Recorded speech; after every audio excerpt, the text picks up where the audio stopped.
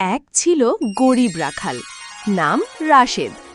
সে প্রতিদিন সকালে উঠে বাঁশি বাজিয়ে গরু নিয়ে যেত গ্রামের পাশের পাহাড়ের ঢালে।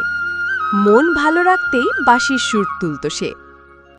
পাহাড়টা ছিল রহস্যে ঘেরা। বুড়োরা বলতো সেই পাহাড়ে একটা পরী থাকে, সে আসে শুধু সৎ আর সরল মানুষদের কাছে। কিন্তু রাশেদ এসব কথা শুনে হেসে উড়িয়ে দিত। আমি এইসব বিশ্বাস করি না, পরিটরি কিছু না, সব বুড়োদের বানানো গপ্প। একদিন বিকেলে হঠাৎ করেই আকাশ কালো করে এলো। ঝড় আর বজ্রপাত শুরু হলো। রাশেদ গরু নিয়ে একটা পাহাড়ি গুহার ভিতর ঢুকে পড়ল।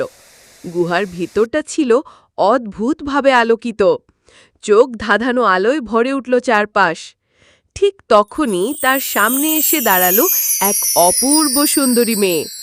চোখ ছিল হীরের মতো ঝকঝকে, আর চুল ছিল রাতের আধার যেমন।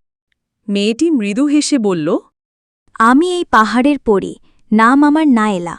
বহু বছর ধরে আমি খুঁজি একজন সৎ সরল রাখাল, যার মন ভালোবাসায় ভরা। তুমি সেই মানুষ, রাশেদ। রাশেদ হতবাক, এমন সৌন্দর্য সে কখনো দেখেনি। পড়িয়া আবার বলল, তুমি চাইলে আমি তোমার সাথেই থাকতে পারি, তবে শর্ত একটাই, মিথ্যে বলবে না, কারো ক্ষতি করবে না। রাশেদ রাজি হয়ে গেল। তারপর থেকেই তারা পাহাড়ির ওপাশে এক সুন্দর কুটিরে বসবাস করতে লাগল। রাশেদ গরুর দেখভাল করত, নায়লা রান্না করত ফুল আর হাওয়ার গন্ধ মিশিয়ে।